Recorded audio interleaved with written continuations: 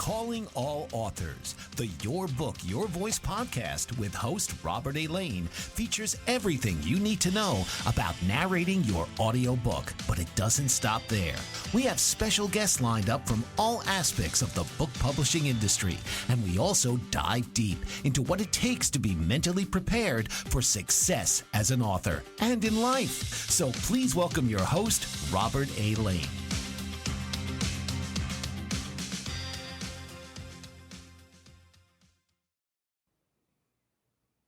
Hey, my friends, welcome to the Your Book, Your Voice podcast. I am Robert A. Lane. Thank you so much for tuning in. If this is your first time tuning in, welcome.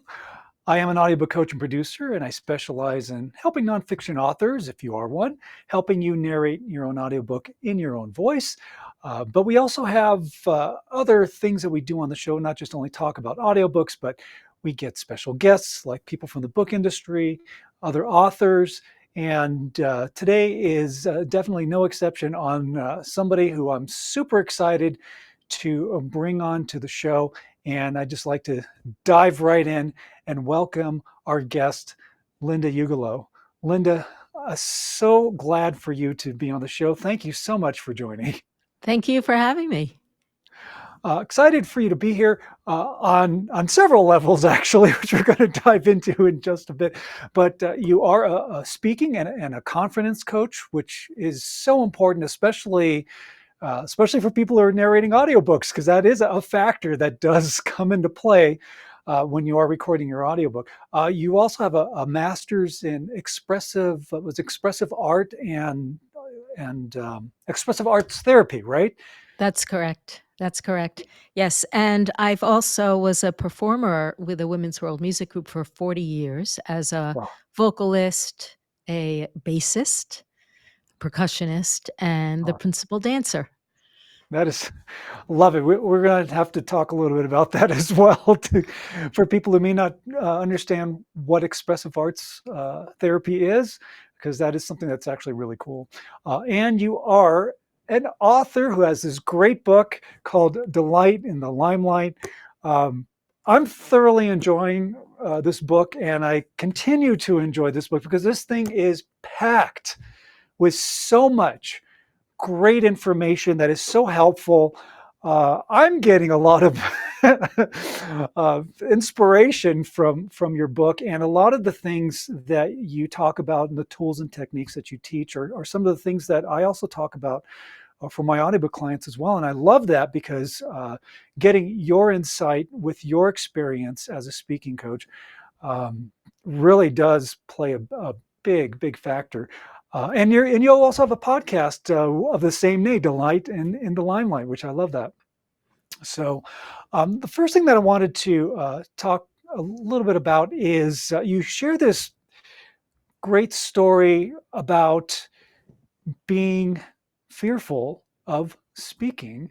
And I'd love to really get down to, as we strip away the layers, what was causing this fear when you were first put in a situation that you needed to do some type of speaking. Can you share that story with us? Yeah, I'd love to share this story.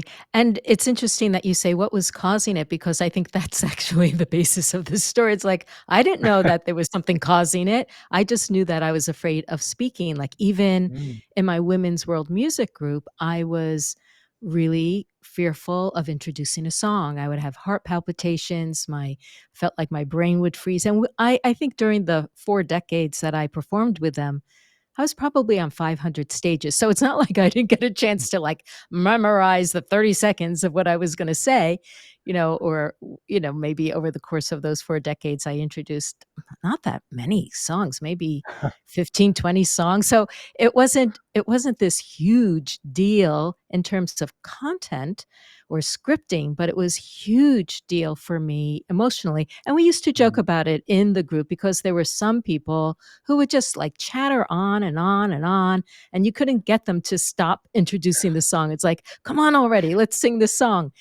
And then there were a few of us, like myself, who really dreaded that time when we had to get up to speak, but our director enforced that. So I Mm. didn't know what was going on. And even when I was teaching movement, so I was teaching something that is called authentic movement that comes out of the dance therapy world.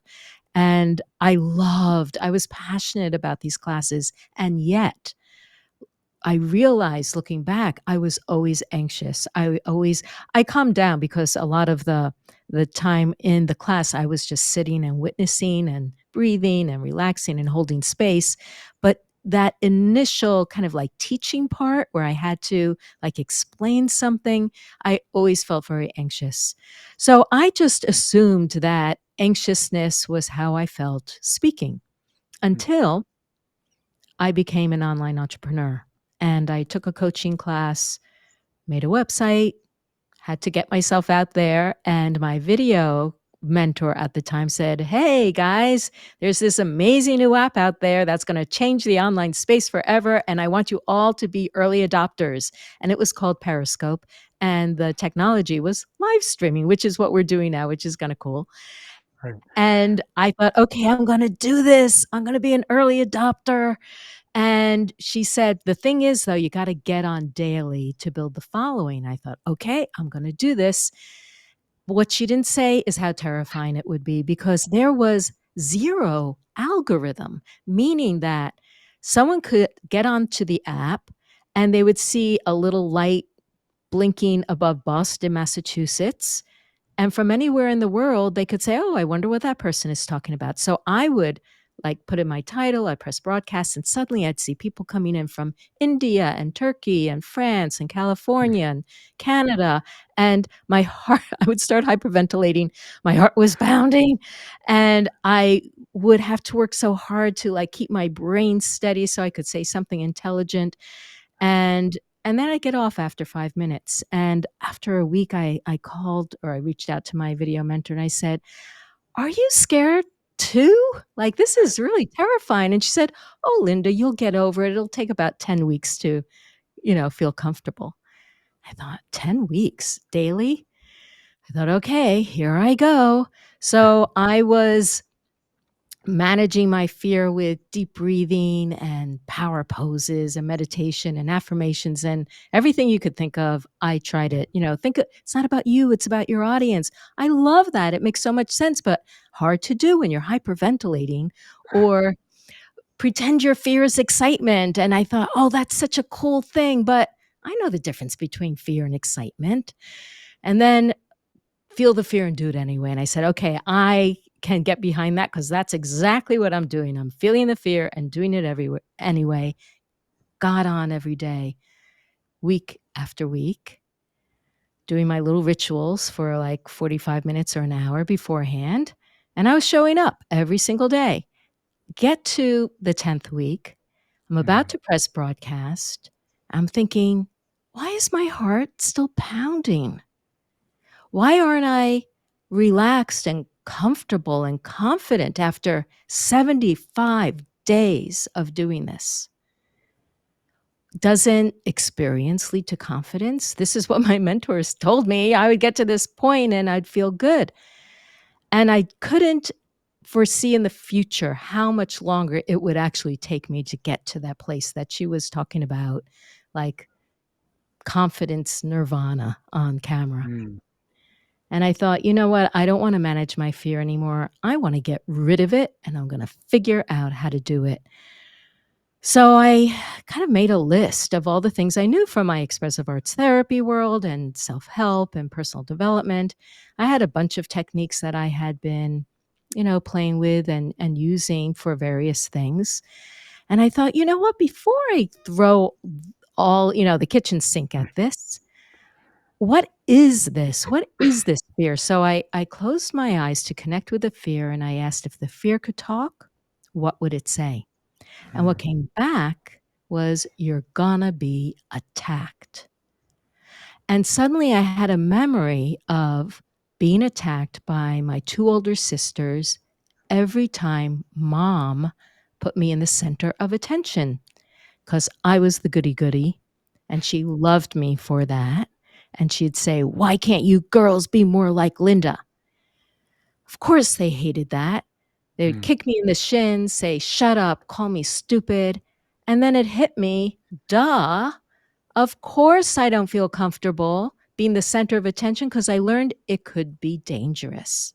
Not Mm. only could it lead to attack, but my sisters wouldn't love me if I got this attention. And I thought, is this real? Is this real? Because I'm friends with my sisters now. That was like decades ago. But when I checked in and I thought, if I get too much attention now, if I succeed as an online coach and in my business, do I feel afraid that they'll stop loving me? And I could feel I still believed that, even though intellectually I knew it wasn't true. But Mhm. there's part of me that still felt that way on an emotional level. So I thought, wow, maybe this fear of speaking isn't about this current thing that we're actually doing it's giving us our heart palpitations. Because truthfully, I mean, being on Periscope didn't f I mean, no one was attacking me. There were trolls, but you learned. I mean, any time you spent on Periscope, you learned how to talk and block at the same time. But it Right. wasn't like anything, like, really dangerous. It would Mm. just be annoying. And then I thought, "Okay, well, if it's true that this stuff is from the past, what else is in my past?" And I Mm. was thinking, "Oh, yeah, that time in 7th grade when all the girls said, 'Nobody talked to Linda,' and for 4 days, no one talked to me," and Mm. how that made me feel. Or that time in college when my professor said, "I saw you dancing last night, and I didn't get it at all. What were you trying to do up there?" And everyone in the class turned and looked at me, and I just felt so embarrassed. Or other times that I felt either singled out or, heckled, by, uh, construction workers on the street, walking down the Mm. street and not wanting to be seen, all these things, and I thought, "You know what? Maybe all these things have, like, glommed together. All these Mm. big and small things have come together and created this anxiety of being seen and heard." And so, what did I do? I looked down my list that I had made, and I did something called EFT, or emotional freedom technique, otherwise known as tapping. I did some creative visualization where I kind of talked with my younger self and my future self, and I kind of gave her my wisdom as an older person now and more mature. And I Yeah. did a ton of forgiveness. I remember being awake at night in the middle of the night for hours thinking, "Okay, what comments can I think of that might have slighted me?" And forgiving people, and most Mm. of all, forgiving myself.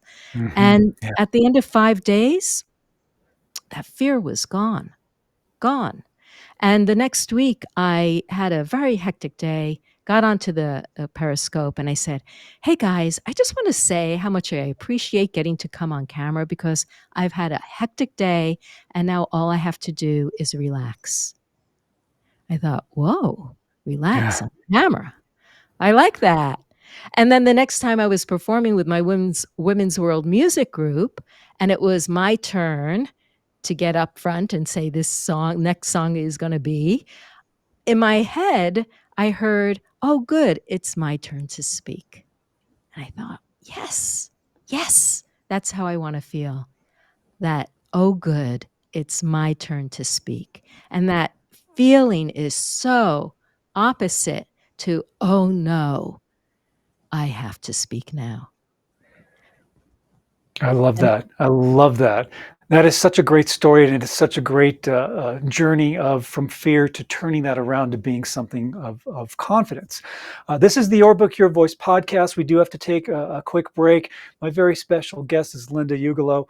She's an author and a speaker and a podcaster as well. We're going to dive into uh, embracing your voice, and I talk about that a lot with my clients, and I know you do, about loving your voice, loving your sound. And I also want to touch on imposter syndrome, because that's another thing that people deal with as well. So we're going to dive into that. Linda has so much great information to share with you all, so don't go away. We will be right back. We're streaming live on the Bold Brave TV network. What if there were a super tiny device that could diagnose the brain and is smaller than a single human hair? What if you could see inside the brain to help an epilepsy patient during surgery or to help the fight against Parkinson's disease?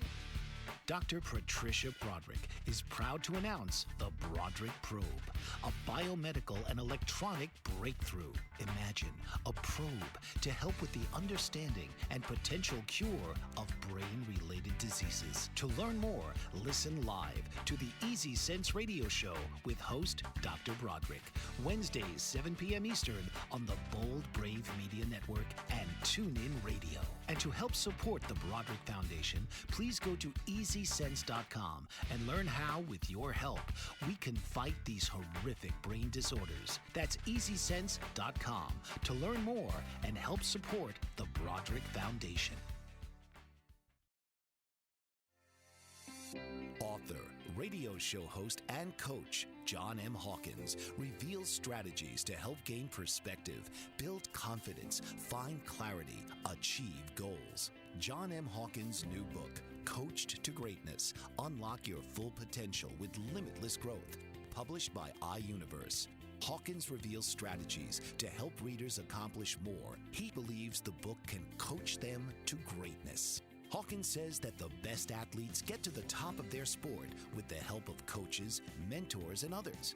He shares guidance that helps readers reflect on what motivates them, rediscover and assess their core values, philosophies, and competencies, find settings that allow them to be the most productive, and track their progress towards accomplishing goals. Listen to John Hawkins' My Strategy, Saturdays, 1 p.m. Eastern on the BBM Global Network and TuneIn Radio.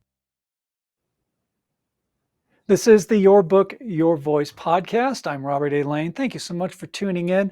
Our very special guest is author and speaker and podcaster Linda Ugelow.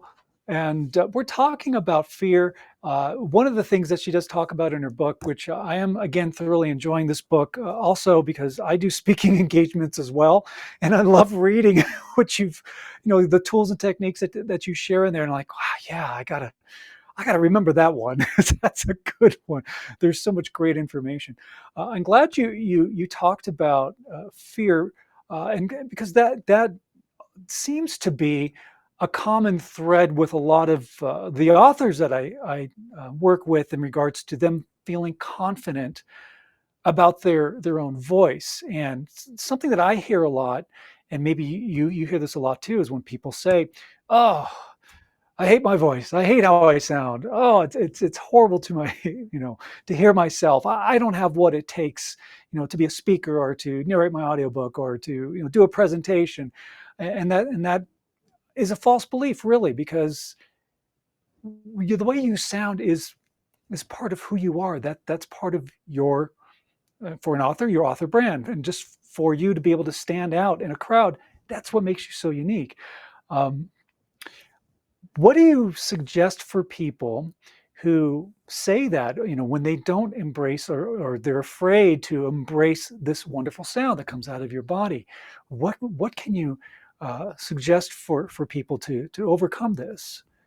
Well, that's exactly what we work on in the portion of my Delight in the Limelight Accelerator, which I call Love and Transform the Sound of Your Voice, because I Yeah. feel like we do have kind of like a disconnect from our voice. And part of it is learning to love and appreciate what we do have the way you say it. And I do that through, like, I'm a big believer in, if we have a sense of self-criticism, of bringing it out into the light, because when it's out in the light, then we can do something with it. When it's kind of like half submerged in our subconscious mind, then it kind of can operate without our control.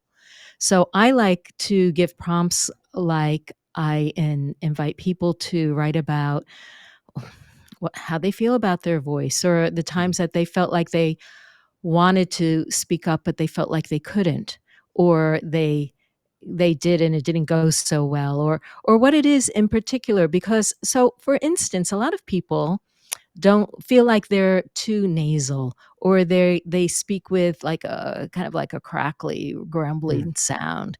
And um, the truth of the matter is they don't have to speak that way. You can transform the sound of your voice. I actually have a kind of a funny story of when I was taking singing lessons with a Bulgarian singing teacher, and in fact, I still do to this day.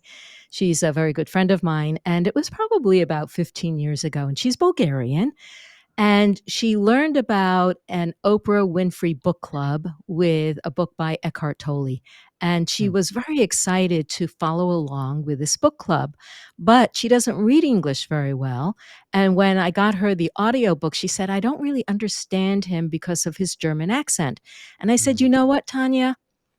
I'll read the book for you. So I sat in my bathroom floor, and chapter by chapter, I recorded it. And this was, 15 years ago. So my technology was pretty, not what it is today. And I like would send her these files of the book. And after, I don't know, I'd done like 8 chapters, I said, so have you been listening to the book? And she said, I'm sorry to say this, Linda, but I just can't listen to the sound of your voice. Mm. And I should have prefaced this with saying that a couple of years earlier, she was saying, Linda, I really want to work on your speaking voice. And I would say to her, leave my speaking voice alone. I'm here to take singing lessons. My speaking voice is my speaking voice. And she would say, okay. But then after she said that comment to me, I said, okay, you can work on my speaking voice. And what she had me do, and what it turned out that she didn't like, was that I was speaking in vocal fry. So I was speaking like this a lot. And especially because I was not using a lot of breath as I was reading. Mm. It was kind of like tight and constricted, and I didn't have an ear for that. I didn't know that I was doing that. And she didn't want to listen to this kind of crackly sound. And so her remedy was lift up your pitch a little bit. And so I learned to speak in the higher range of my speaking voice where I had more tone and resonance. Mm. Mhm. But what now I don't quite I feel like, yes, that's a workaround, but Mhm. ideally we want to be able to speak any part of our range with any kind of vocal tonality. So right now I'm close to a mic, so I can have this round resonant sound, but I can also go very low and I don't have to go into vocal fry. A lot of people, especially like women, career professionals, when you work in a company, you feel like I need gravitas, I need to sound authoritative, I'm going to lower my voice, and they go down here, and all of a Mm. sudden they're speaking with a lot of tension and fry in their voice, and they don't Mm. notice it because everybody around them, all the women around them, are doing it too. And the thing is, it's not just women; men do this as well. Yeah. Yeah.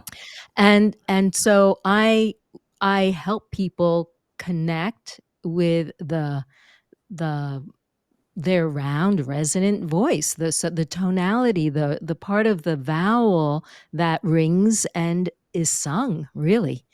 It feels like we're not singing because we're not singing pitches like this. We're going up and down a lot. We have a lot of inflection as we speak, so we're not holding pitches so much, but we still have that kind of singing quality when we allow every vowel to be heard. So Mm. I have these like sayings like if your words are worth listening to, every word deserves to be heard, and every vowel deserves to be heard. And I noticed for myself, like when I was writing my book, I had a huge, huge epiphany around what it means to connect with my voice, because I was writing a chapter on helping people connect with their voice. So I had to go through my own transformation. And it was so beautiful how I suddenly, after 40 years of taking weekly voice lessons and feeling like I was struggling to, I don't know, to be consistent, to have any kind of agency over my voice, I Mm. finally, at least in my speaking voice, felt like I learned what it meant to connect with my voice. Because for years, I didn't feel anything in my throat when I spoke or when I sang, because all my Mm. singing teachers said, "Don't think of your throat because you don't want you want that to be all relaxed. Just think of the air coming up to the top of your Mhm. head, or Yeah. feel the buzz in the front of your face." Or they always directed me away from my throat. And what I did while I was writing my book is I would lie in bed actually for hours, and I would just like make little tiny hum sounds like mm, mm, mm, mm, and mm, mm, mm. And all that I was doing was trying to feel, where is that happening? Where is Mm. that Mhm. happening? And for a long time, a few weeks, I didn't feel anything at all. But after a few weeks, I realized, oh, after I make that hum sound, I feel a little bit of movement back. It's like while I was Yeah. making the sound, I didn't feel any movement, but after I stopped making the sound, I felt the movement. I went, "Oh, I feel something, I feel something." I was so excited. And then I started to feel it all the time. And now every time I open my mouth to speak, I feel the air crossing my vocal folds. I feel like it's like this solid. It's as if it's the same as I can feel my foot on the floor Mhm. right now and I have my legs crossed. I can also feel the air vibrating my vocal folds. And it feels pleasurable and it feels fun. And Mm. all of a sudden, it's like speaking can become so much fun when you get connected. And you can, in fact, transform the sound of your voice. If you have, like a lot of people, so I was just talking about the crackly, but some Yeah. people also speak very softly. They speak with a lot of Mhm. air and they don't know that they can speak with more edge in their voice so that they can cut through. And this is not just important for having a little more variety, but if you ever are in a noisy restaurant or at Oh, a yeah. conference and it's just so noisy in that lobby, you're gonna you're gonna kill your throat if you Yeah. try to speak loudly with a air sound.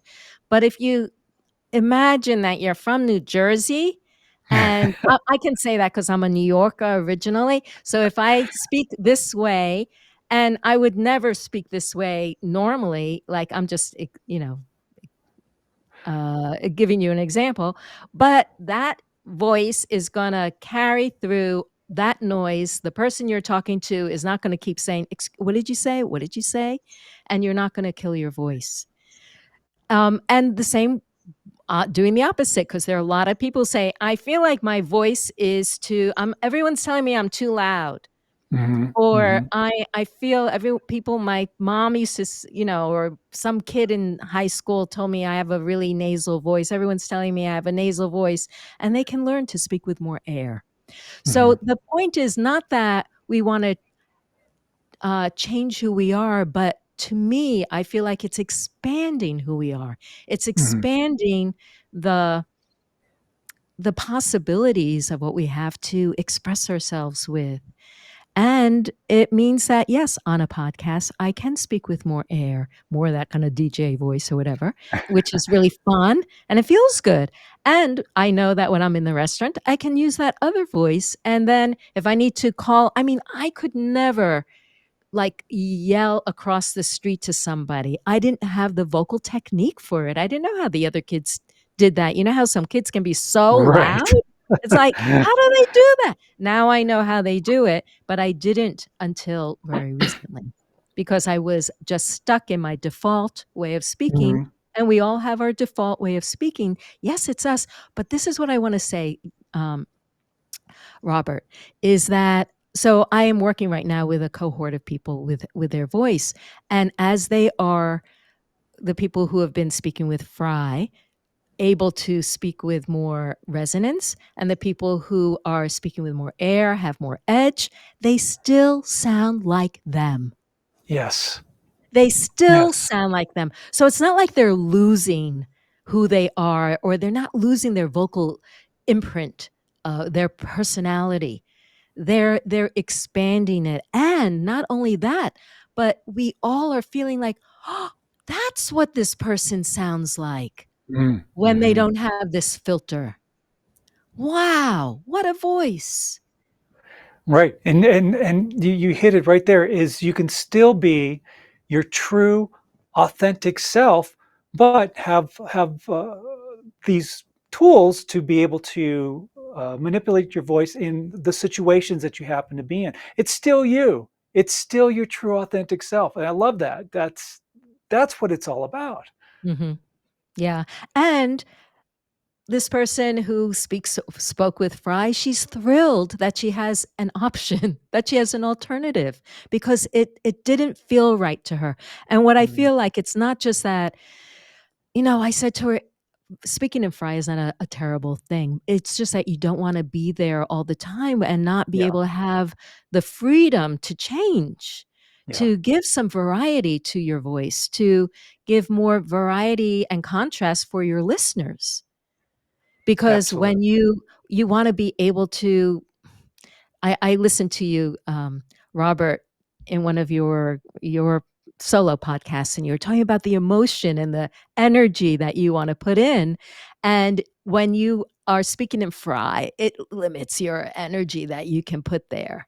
Yeah. You can't Absolutely. you can't give more volume, you don't have height to your voice, because when when we think of contrast, there's the change in melody and the emphasis that we put on things, and maybe also the tonality, we might have different characters, Right. and maybe Yeah. one of those characters does have a little, like, rumble in it, and that's fine, that's cool, but we wanna have that freedom to go wherever we want, to be nimble.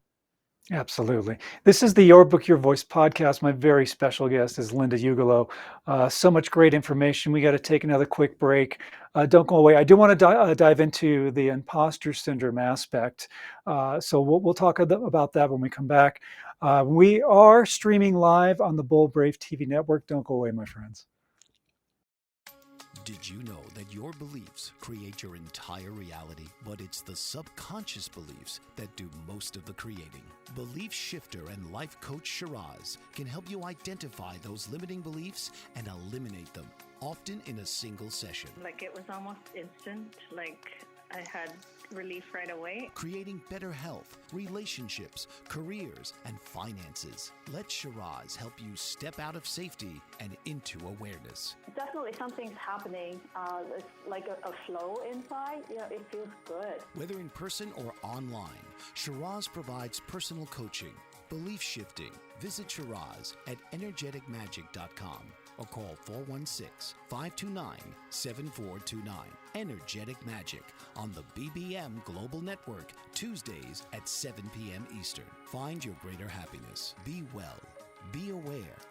Be magical.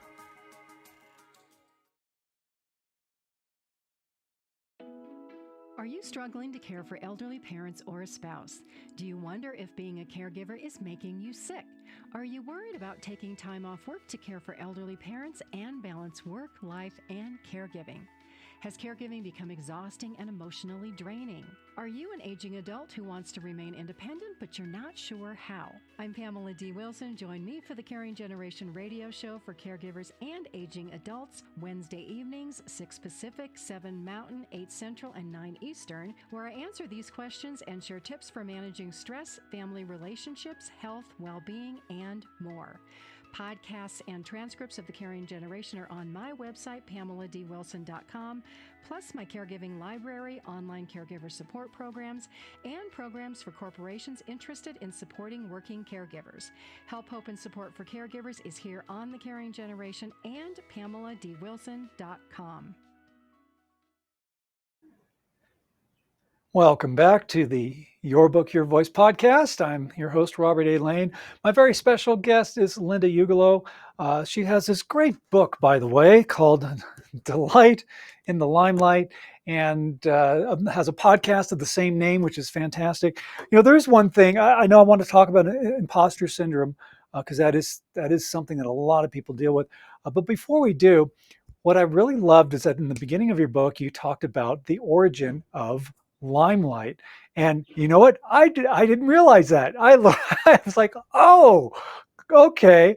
Can you just share that story? I just think it's great because people think limelight and they think lights and this and that and the other, but the origin was fascinating. Yes, it was a type of limestone, the calcium that was when you heated it, it created a glow.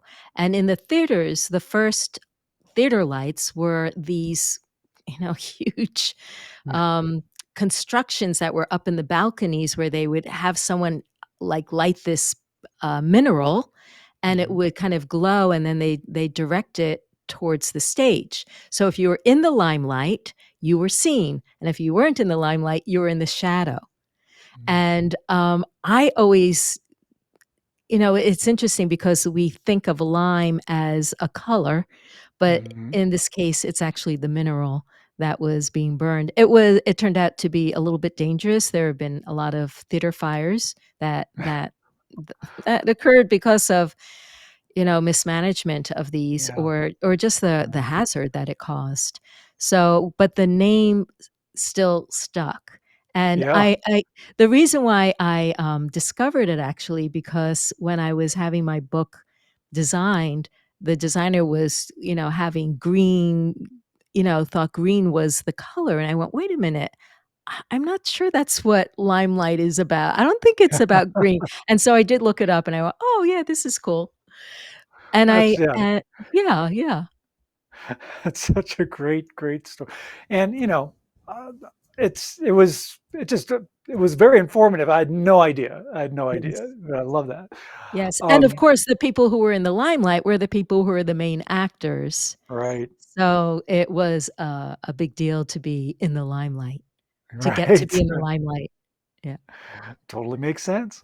Yep. Now, being in the limelight, sometimes we don't feel we deserve to be in the limelight. And I know that imposter syndrome, which, it comes across not only just with speaking, but just in a lot of facets of you know, job, business, coaching, a lot of things. Just to share a quick story, I am a musician as well. I did an album release party a few years ago for my second album, and I thought the show went horribly. I thought my playing was awful, and this is how I perceived it. Okay, so my playing was awful, my singing was awful, everything, it was horrible, and it made such an impact on me that I stopped playing for a while because of that. And I think that falls kind of in that category of, am I really, should I be here on stage doing what I do? That was such a horrible performance. How could I go out there and do that again? So imposter syndrome is a real thing. And I know you do talk about it in your book a lot. Can you give some pointers of things to help navigate around this and getting that confidence back? I look at imposter syndrome the same way as I look at the fear of speaking. It in itself is not the villain. Rather, Mm, it's a messenger pointing to things in the past that led us mm, to believe that we weren't good enough or we didn't deserve it or that we're a fraud. And in my experience, it comes from a number of different possible causes. With one of my clients, she felt that nothing she did made her parents proud of her. mm. She would get well, actually, let's take that back. When she came home, the day she came home with her report card, and if it was all straight A's, it lasted about 10, 20 minutes. Otherwise, they were always berating her. "Why did God give us this daughter? You're such a terrible daughter." Wow. And she would it was brutal. It was like, Yeah. it's hard to believe that. And when you meet this person who is beautiful and brilliant, she at the time that I met her, she was a consultant at a big energy company, making a lot of money, and yet she felt like a fraud because nothing she just carried this thing that nothing she could do would be good enough. Good enough for who? For her parents. So it was this Mm, foundational piece. So that is a common occurrence that there's someone that you can't please, and no matter how good you do, how and everybody else thinks you're fantastic, But that Mhm. doesn't count for you. What counts is this core wound that the people who you needed to give you positive regard weren't giving it.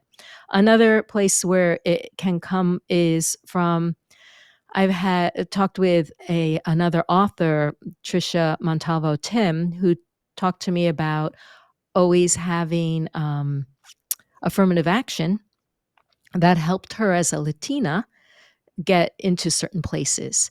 And she felt like that totally like backfired on an emotional level because it always made her feel like I really don't belong here. Mhm. I'm only here because of affirmative action, not because I'm good enough. And unfortunately, sometimes people actually said that to her face. Uh, So, the comment of you don't belong here, you're only here because of, affirmative action. I had another client who felt that way from being in a gifted kids program that mhm. she didn't test into, but her father got her into. And some other boy, I don't know, 10 years old said, "You're not supposed to be here. You're only here because I heard your dad got you in here." And, even though she is in a company that's a household name, a senior manager in HR, she Mm. still felt that imposter syndrome that she really didn't deserve to be where she is. Another example is, and this is a very common one for many of us, feeling on the outside. So Mhm. if you let's say I have a client who said he had lots of different friend groups. He had the jocks and he had the drama students and he had the nerds, and he never felt like he was on the inside of any of them. He always felt like he was on the outside. And that gave him this feeling that, oh, other people should be up here. They deserve it. They're more popular. They know what they have the experience. And somehow this feeling of when you're on the outside that you don't deserve to be heard is kind of imprinted in us that, people aren't interested in what we have to say. um, I'm not really the person that's supposed to Mm. be here. So that kind of like we think, oh, that doesn't count. That was a long time ago, or that feels so insignificant. But we carry the wounds from our past. So if we had experiences that were not able to be resolved at the time, and what I mean by that is, like, maybe you had a parent and you go home and you say, this is how I feel. And they were really wonderful and supportive. And they said, you know what? That happened to me too. And this is what you do. And this is the way I think you should think about it. All of a sudden, you don't feel like you're cut down. But let's Mhm. say you have a parent who says, well, if they don't like you, it must be your fault. Mhm. Mhm. Yeah. Yeah. Then it's like the person that you could have gotten help from is you're not getting any help from, or maybe you had that in the past, so you thought, "I'm not gonna talk to mom," or "I'm not gonna talk to dad." Right. And then we cope with it in our own way, and how do we cope? We cope by hiding. We cope by Yeah. being quiet. We cope by, keeping our head low, or, making sure we fit in and are accepted and we don't do anything outside the lines. Yeah. And these are the things that unfortunately we end up carrying around with us. So what is the answer? I think it's investigating where could this come from? And Mhm. when you feel you've, uncovered the stuff you have, you clear it away. You clear it away with some emotional freedom technique or some journaling or Yeah. some, any of the techniques that forgiveness. And I like a multimodality approach because I don't like putting all my eggs in one basket. I I don't agree. feel like, I don't feel like Yeah. there's one approach for everybody, and so I rather use, several approaches and see how that can help kind of like change the relationship that we had with that old experience. Yeah. Because because it's worth it. And we all have stuff. I mean, it's like, don't pretend that you don't. We all do. And We there's all nothing wrong, do. it's just the truth. It's like it's neither good nor bad, it's just what it is. And some people have more stuff than other people because that's just what we were born into, and so but as an adult, you have the possibility of cleaning up your stuff, and that's, I think, one of the messages in my book. I like working with people who wanna speak because I think they're motivated to clean Mhm. up their stuff, And Yeah. also they've suffered long enough, and they think it hasn't helped me to just push through the fear. I don't want to white knuckle through it. It hasn't helped me to just think of my audience and not think of me, because I'm just worried about my people, seeing my shaky hands or hearing my shaky voice. So it's for Yeah. the person who feels like, it doesn't matter that I've rehearsed over and over and over and over again and I'm still afraid.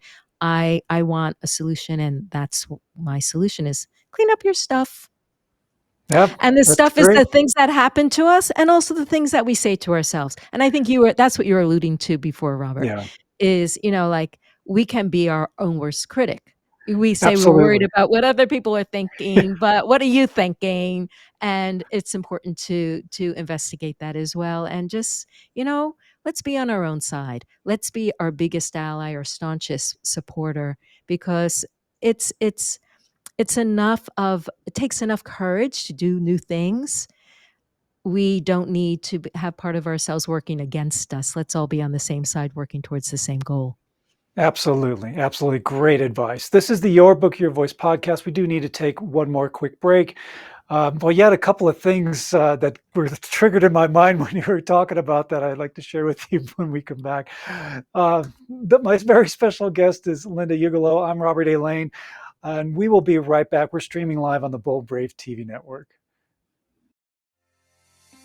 Author, radio show host, and coach John M. Hawkins reveals strategies to help gain perspective, build confidence, find clarity, achieve goals. John M. Hawkins' new book, Coached to Greatness: Unlock Your Full Potential with Limitless Growth, published by iUniverse.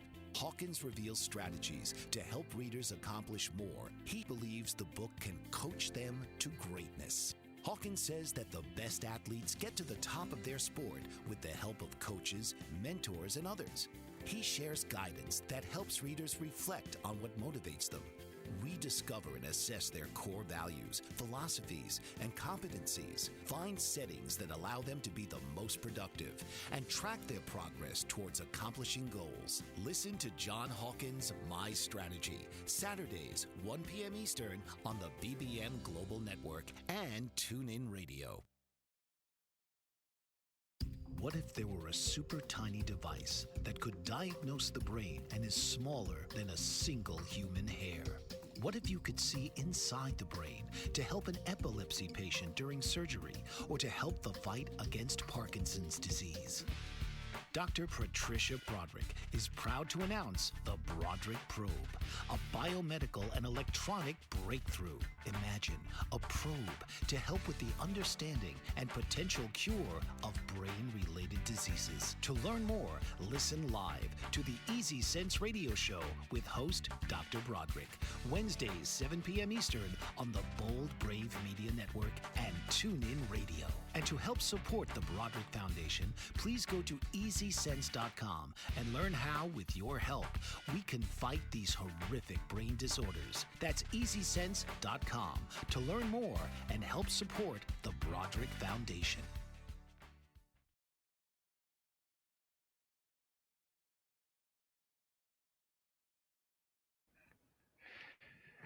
Yeah, this is the Your Book, Your Voice podcast. Thank you so much for tuning in. I'm Robert A. Lane. My very special guest is Linda Ugelow. Just such a great conversation. I swear that the time is flying by. I wish we had a ton more, like another hour or two we could talk. But I did want to mention that as you were talking about fear and about the imposter syndrome and all that, and it did come up. I had in my back of my mind, when I would work on a project, I would wait before I would tell my parents.